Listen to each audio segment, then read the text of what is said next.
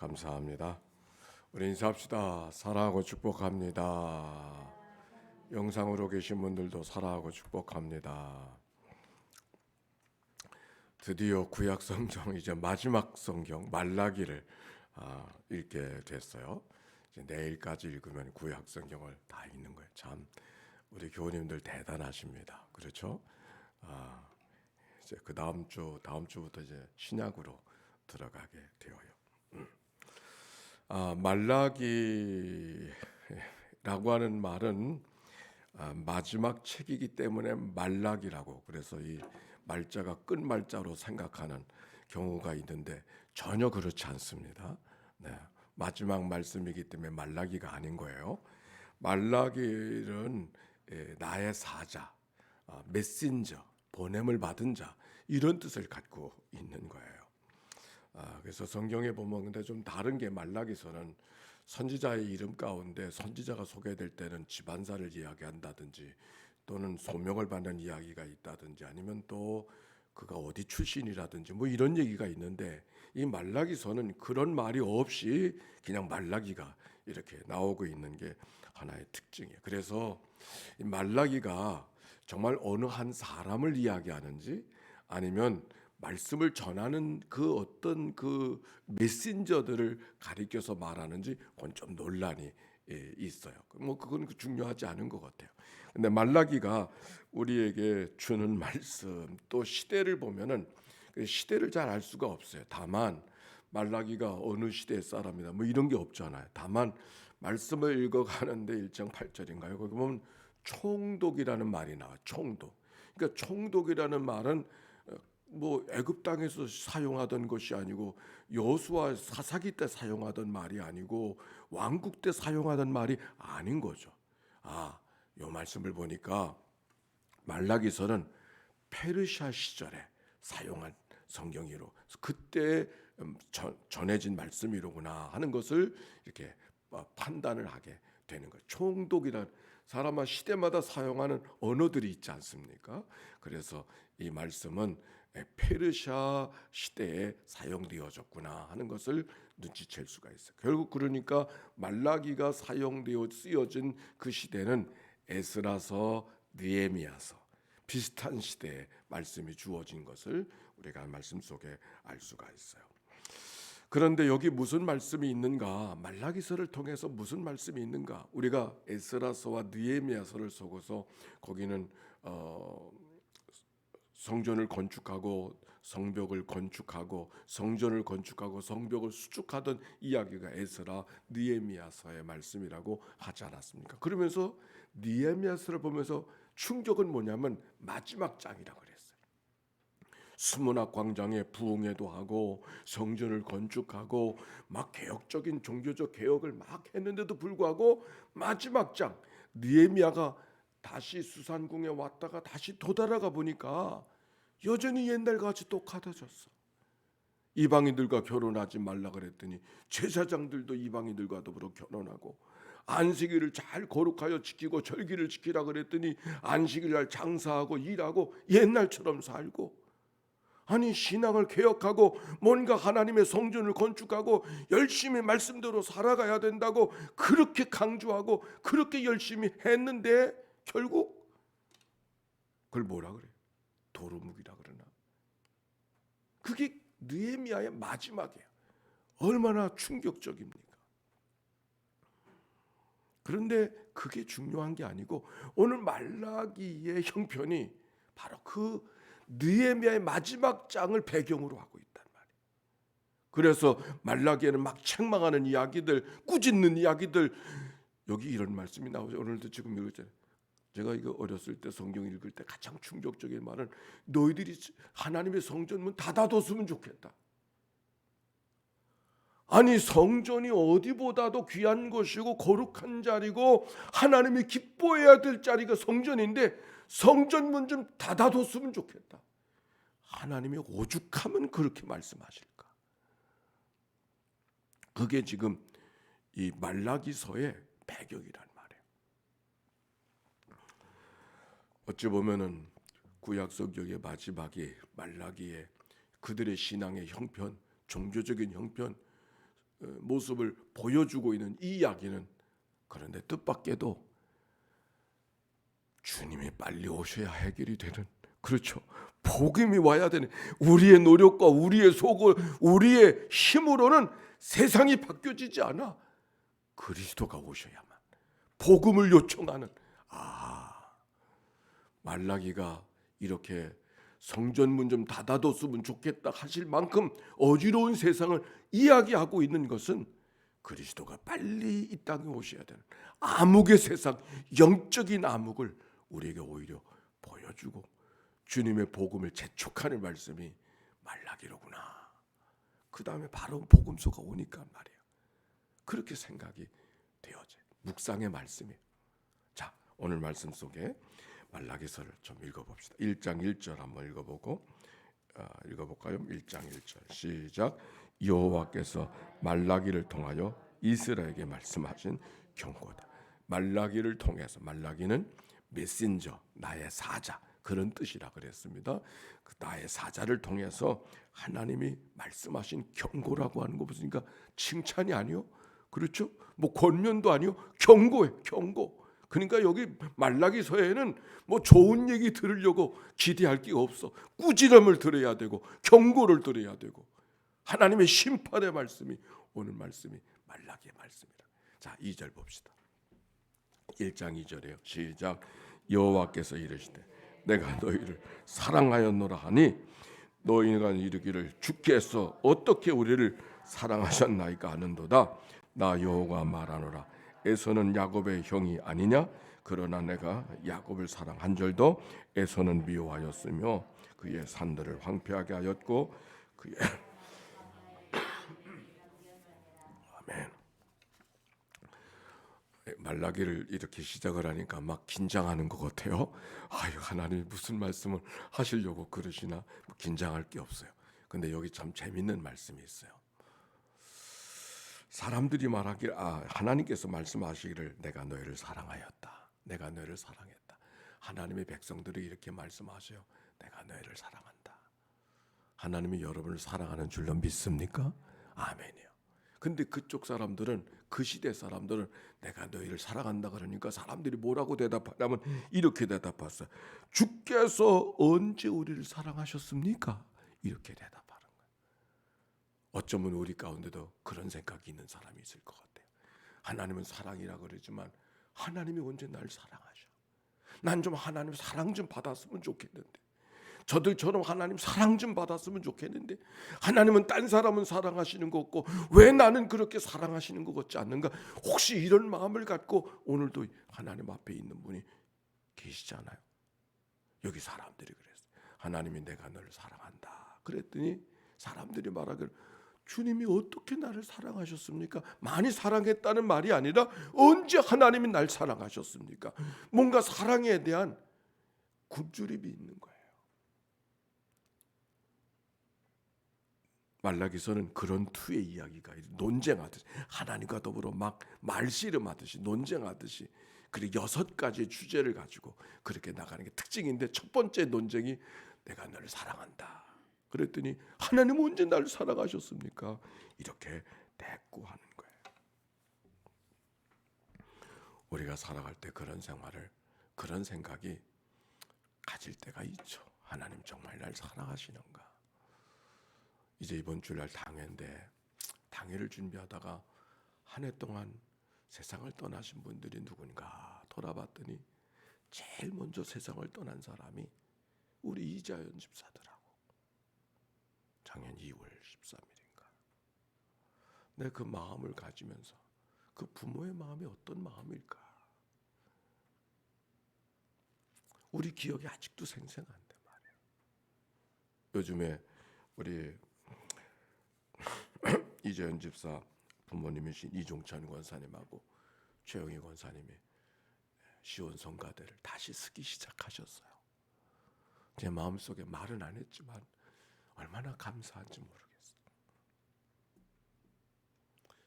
하나님이 언제 나를 사랑하시느냐고 얼마든지 물을 수 있는 그런 마음을 잘 극복하고 다시 자기 자리에 와서 하나님 앞에 봉사하는, 이 코로나 때문에 사람들이 떠나는데 오히려 자기 자리에 섬기는 그 모습 보니까 너무 감사하고 너무 귀. 우리가 때때로 하나님이 언제 우리를 사랑하십니까? 이렇게 물을 때가 있다는 말이에요. 그랬더니 하나님이 뭐라고 대답하시냐면 이렇게 대답하셨어요. 그 2절 하반절에 보니까 너희가 이르기를 주께서 어떻게 우리를 사랑하셨나이까 하는도다. 그래서 하나님이 다시 말씀하셔요. 뭐라고 말씀하셨어요? 에서는 야곱의 형이 아니냐. 그러나 내가 야곱을 사랑하고 에서는 미워하였다. 이게 무슨 말이에요? 에서는 야곱의 형이 아니냐? 그런데 내가 야곱을 사랑했고 에서를 미워했다. 이 말씀을 표면적으로 보면은 하나님이 야곱을 사랑했고 에서를 미워했다. 그러니까 하나님이 사랑해 줄 자가 정해져 있는가? 하나님이 사랑해 줄 자가 정해져 있는가? 내가 사랑할 자를 사랑하는데 뭐 너희들이 왜 토를 달아? 이런 말인가? 그런 말이 아니에요.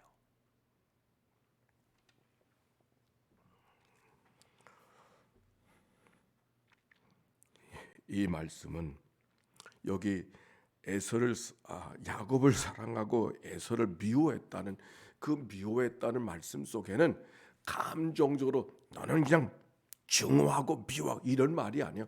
너를 가까이 하지 않았다. 에서를 가까이 하지 않았다. 감정이 섞인 그런 미움에 대한 이야기가 아니에요. 마치 야곱이가 라헬을 가까이 하고 레아를 가까이 하지 않았다는 말은 미워했다는 말이 아니잖아요.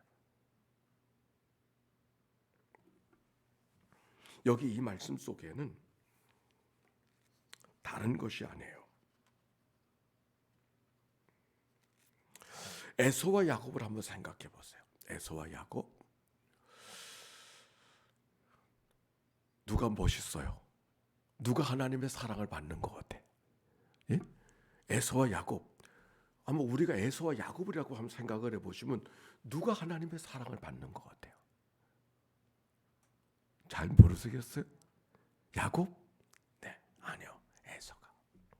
왜? 에서가 남자답잖아. 에서가 사냥꾼이잖아. 에서는 뭔가 잘난 사람이잖아. 그러니까 늘 야곱을 생각할 때 나는 왜 에서 같지 못할까? 나는 왜 아버지 사랑을 받을 수가 없을까? 성경은 결론적으로 에서를 미워하고 야곱을 사랑했다는 말이지만 한번 에서와 야곱의 형편을 한번 생각해 보란 말이에요. 야곱의 마음속에 나는 왜 에서 같지 못할까? 왜 나는 이렇게 남자 같지 못할까? 나는 왜 저 사냥꾼 그런 삶을 살아갈 수 없을까? 나는 왜 이렇게 내 인생을 이렇게 초라할까? 야곱은 늘 그렇게 생각하지 않았겠어요?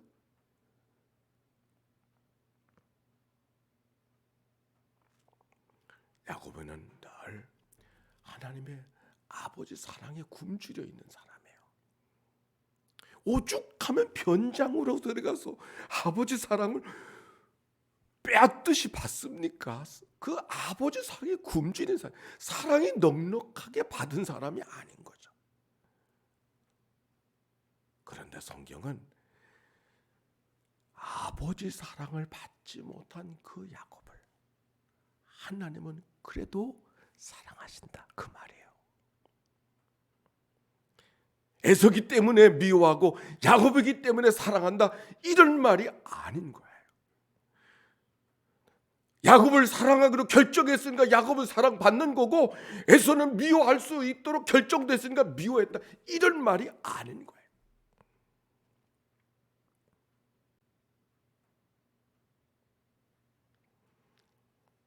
야곱이가 하나님의 사랑이 없었다면 어떡할 뻔했어요.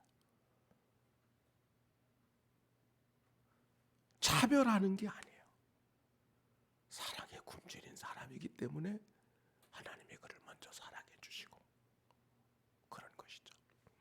집안에 뭐 지금은 가족 아이들이 다 하나나 둘이니까 뭐 누굴 먼저 사랑하고 말고 이럴 것도 없지만 형제들이 많을 때 부모님이 누굴 제일 많이 사랑해요?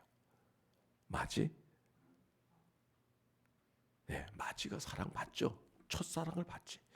그러나 부모의 사랑은 누구한테 갑니까? 막내한테 왜? 막내라서? 아니에요. 약하기 때문에. 부족한 것 같으니까. 그래서 막내를 사랑하는 거야. 막내기 때문에 사랑하는 것이 아니라 막내가 어리잖아. 형들이나 누나들이나 그 위에는 알아서 하잖아. 알아서 공부도 하고 알아서 자기.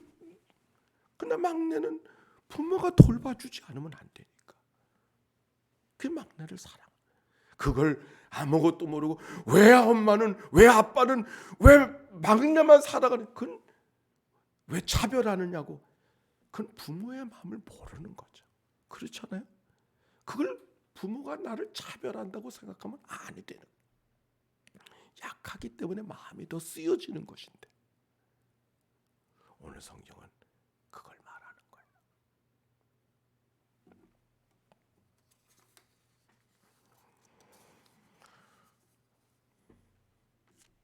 에서가 내 야곱의 형이 아니냐.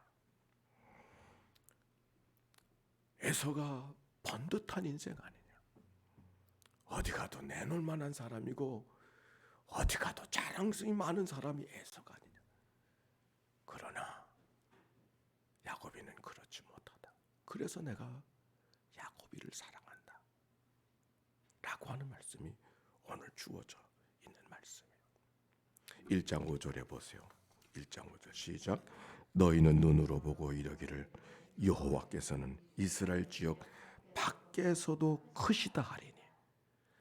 이스라엘 지역 밖에서도 하나님의 사랑을 받는다고 이야기할 때 이스라엘 안에 있는 사람들이 하나님의 사랑을 받는다고. 이스라엘 밖에 있는 사람들, 저 변두리에 있는 사람들은 왜 우리는 예루살렘 사는 사람 같지 못할까? 왜 우리는 저 유대 같은 저곳에 중심에 살아가는 사람 같지 못할까? 그렇게 뭔가 섭섭하고 서운한 마음을 갖고 살아가는 사람이 많이 있을 텐데 하나님은 그들에게도 크신 분이다. 그들도 사랑하신다는 말이 오늘 성경에 있는 이야기. 말라기를 보면서 하나님의 책망을 받는 이야기가 많이 기록이 되어져 있어요. 누가 하나님의 책망을 받는 거예요? 미운 사람들? 아니요. 사랑받는 사람들이 책망을 받는 거예요. 우리가 살아오면서 나를 꾸짖어 줄 수 있는 사람이 있다면 감사한 일이에요. 꾸짖음을 당할 때 왜 나를 미워하는가? 이렇게 생각하는 게 아니죠. 미운 사람은 무관심해 버리죠. 나를 꾸짖어 줄 수 있는 사람은 나를 사랑하는 사람이에요. 오늘 여기 성령 말라기에 왜 하나님의 꾸지람들이, 책망이, 경고가 여기에 있는가? 사랑하시기 때문에. 하나님이 언제 나를 사랑하시느냐가 우리가 물을 때가 있지만, 하나님이 언제 나를 사랑하시냐고 물을 때가 있지만, 하나님이 언제 나를 사랑하시냐고 물을 수 있는 게 하나님의 사랑을 받는 거예요. 이미. 그렇습니까? 그런 거예요. 하나님께 대꾸할 수 있다고 하는 게 하나님의 사랑을 이미 받는 거예요.